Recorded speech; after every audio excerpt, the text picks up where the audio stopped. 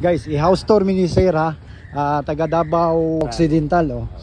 Kani ilang solar nga. Natay 1.5 horsepower nga aircon, Pesos Maria. Inverter. Mo ni atong battery.